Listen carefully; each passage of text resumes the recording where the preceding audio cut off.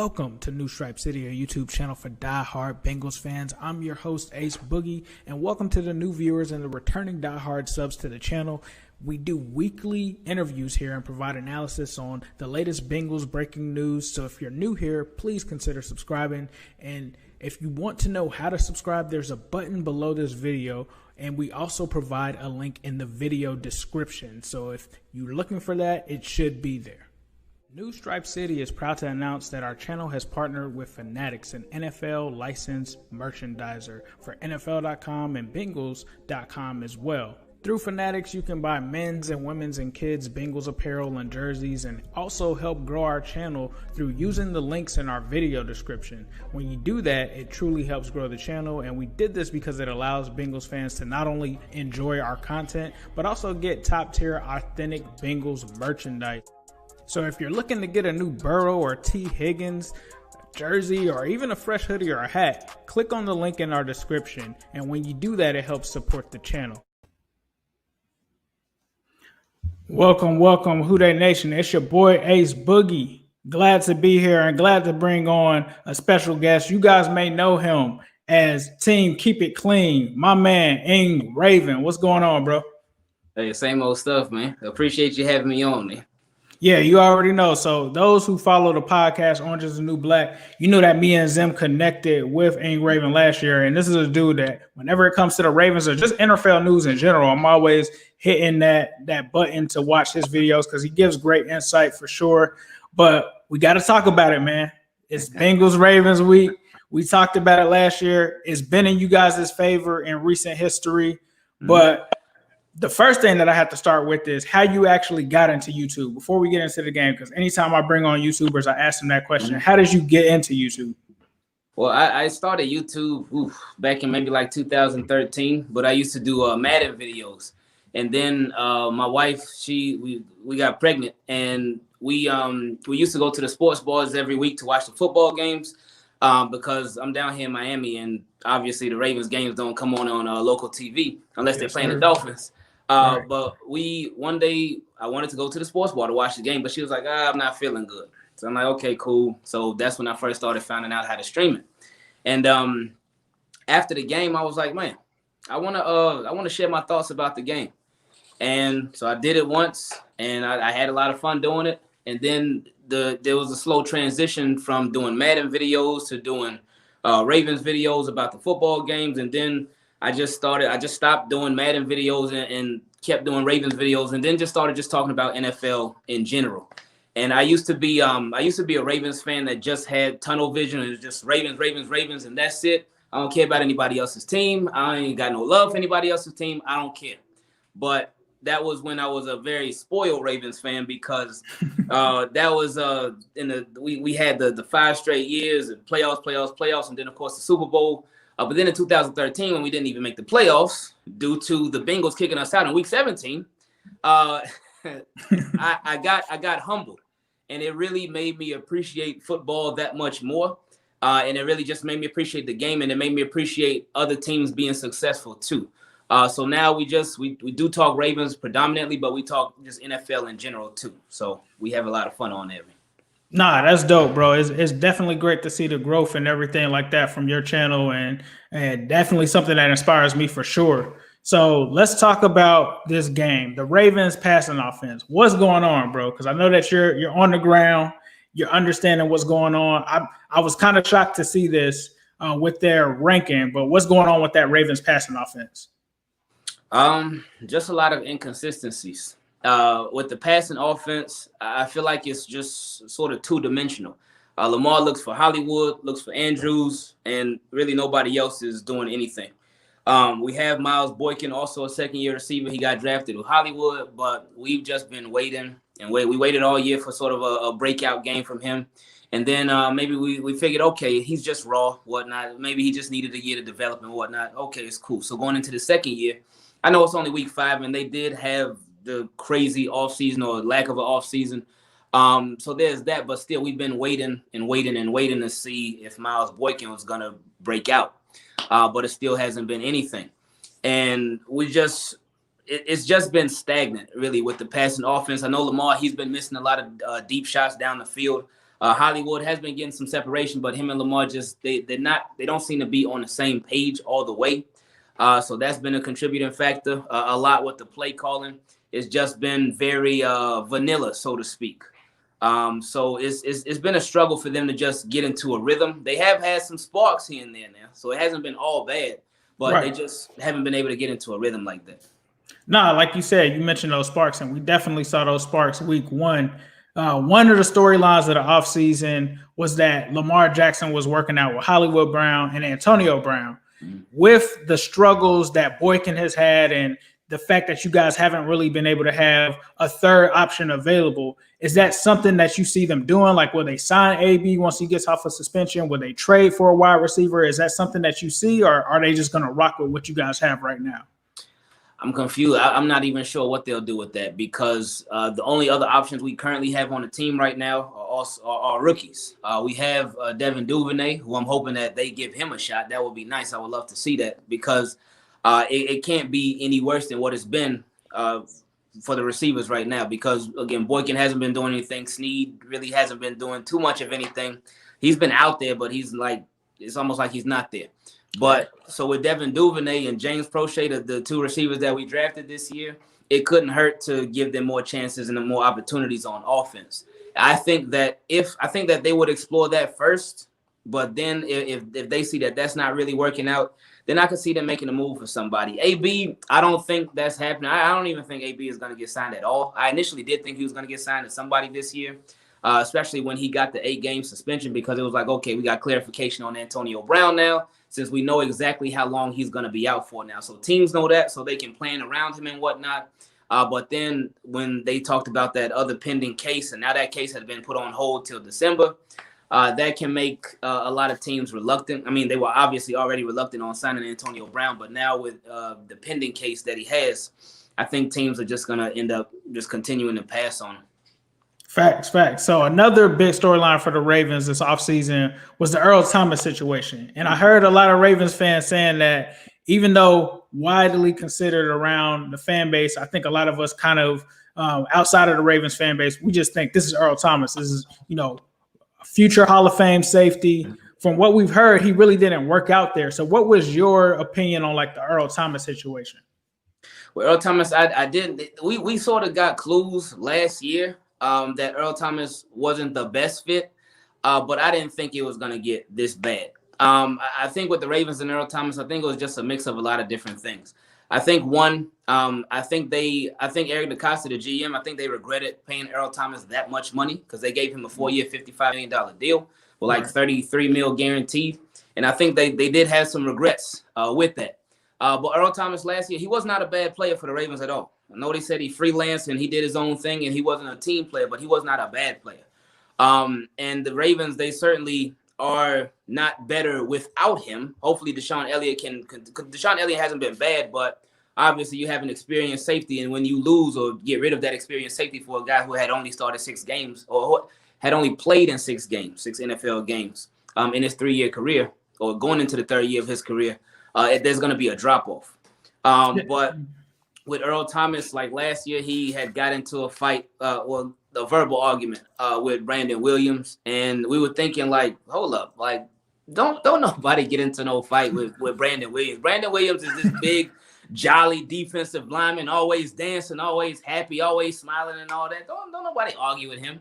But I was like, okay, maybe there's a misunderstanding or something. It happens. It's football. It's a bunch of men, a lot of alphas. It's going to happen. It is what it is. I didn't think it was a big deal.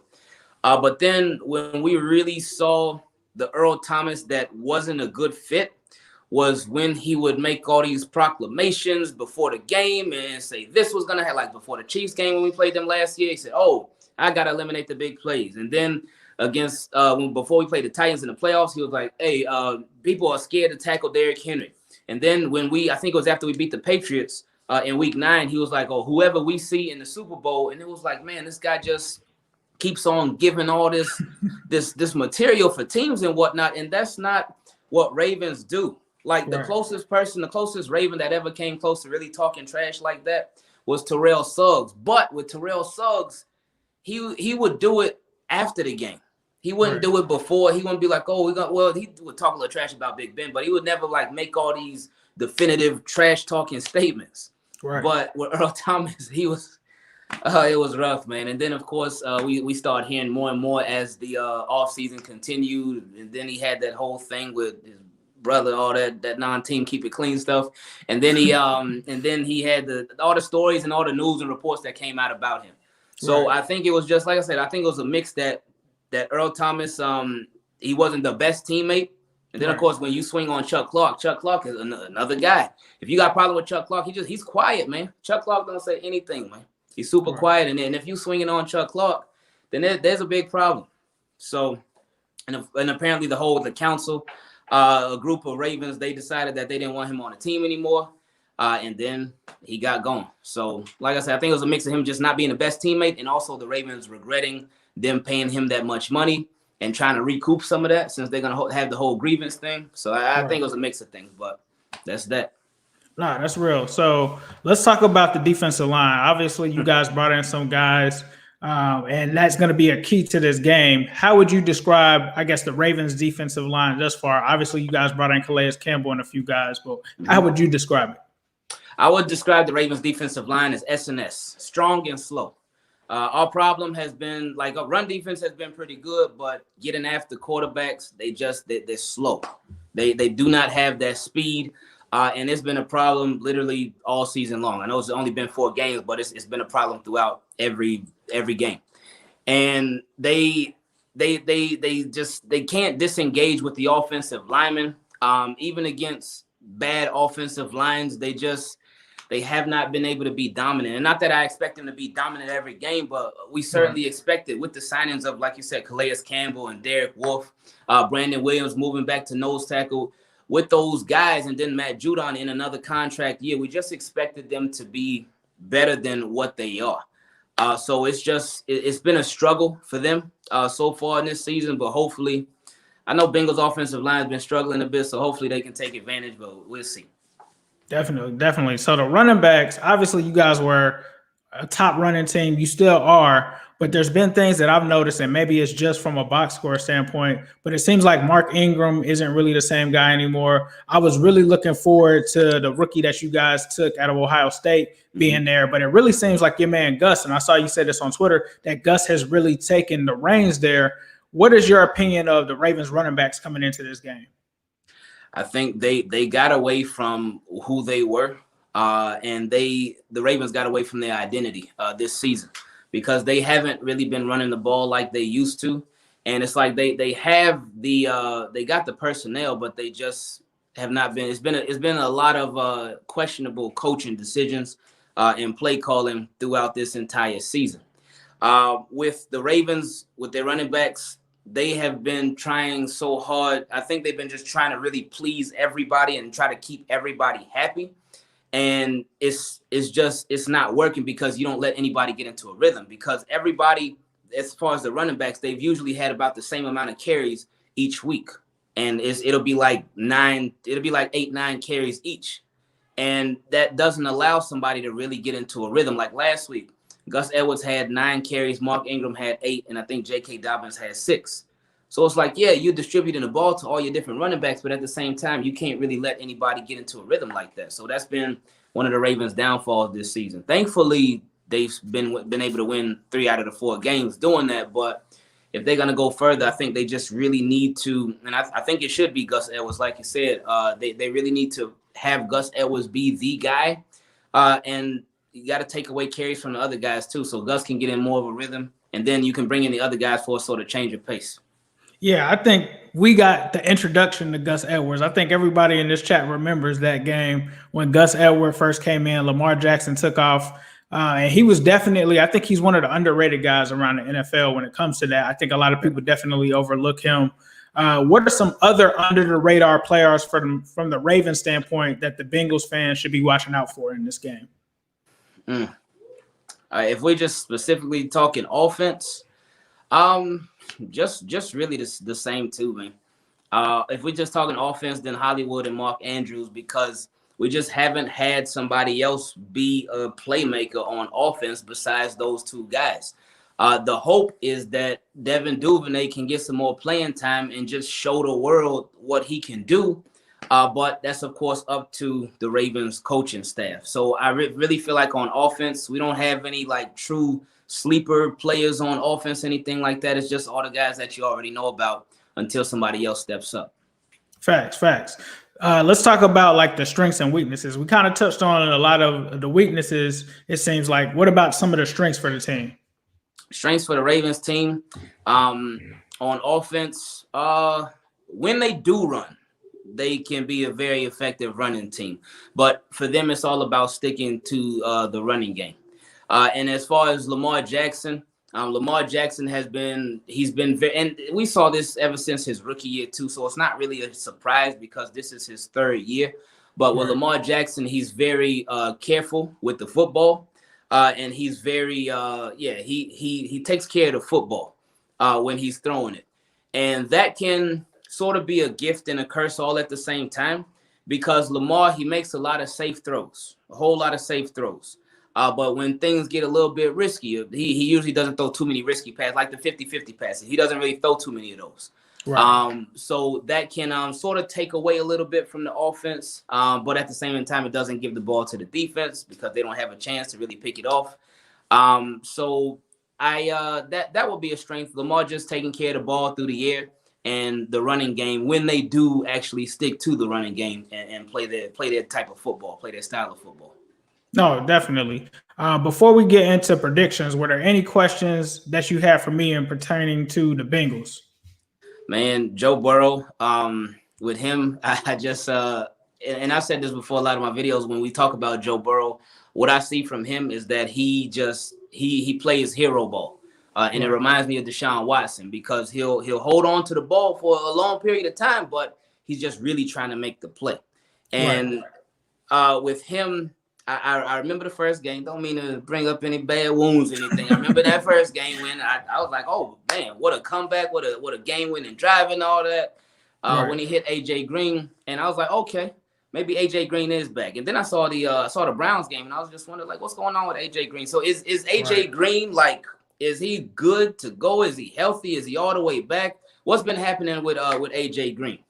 So I think with AJ, a lot of us are trying to really figure it out, right? Because there's a combination that he's kind of said himself in terms of rust with him not playing in basically a season and a half.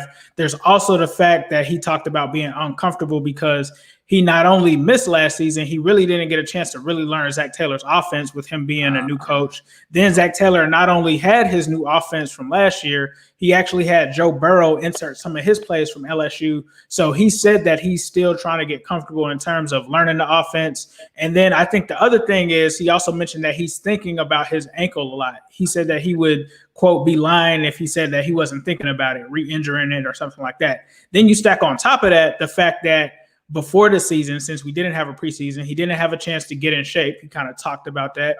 And then he also went down before the season with a hamstring injury. So a lot of people, it's hard for us to determine whether or not, because he definitely looks slower, a step slower, if that's due to the hamstring. Because as you know, I had him on my channel and stuff like that. And he talked about getting some treatment. He didn't go into specific details, but we assumed that he was getting some work done on possibly that hamstring. So I'm not sure if it's a combination of that, if it's that he's lost a step, if it's that he's trying to get comfortable. But one thing is for sure, he does not look like the AJ Green that we've seen from the past. And some people are saying that, maybe it's a bad thing. I think that we have to at least give him to at least mid-season to really make a verdict on that. But there's a lot of people that are doubting him right now. But when you really think about it, you talked about it in that game. In that first game, he had what should have been a touchdown. We won't harp on that. But if that was the case, he probably should have had a second touchdown in that game where Joe Burrow just missed him. So we'll have to see what they do there. But I think if he has lost a step, we're going to have to do something similar to what the Cardinals did with Larry Fitzgerald. The only issue is Tyler Boyd is our slot guy. So I think that we'll have to see what Zach does in terms of his play calling that's more conducive to getting AJ into opportunities where he can still be effective. And whether that's getting down and throwing goal line fades or throwing jump balls so that he can out jump guys, we'll have to see.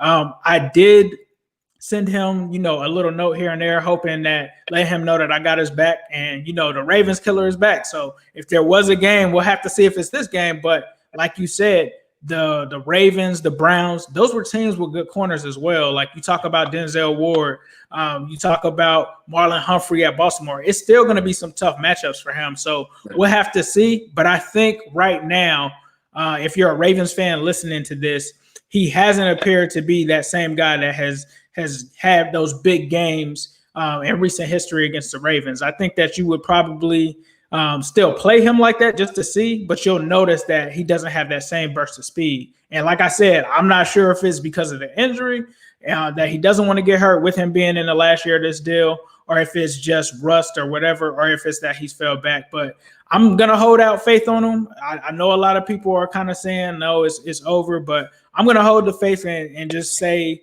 let's see until the midseason mark if he's going to be that guy. But the Bengals have already, and they kind of started doing this in the Jags game, they've already started going more to Tyler Boyd and T. Higgins, whereas in those first couple of games, they were going straight to AJ and it wasn't working.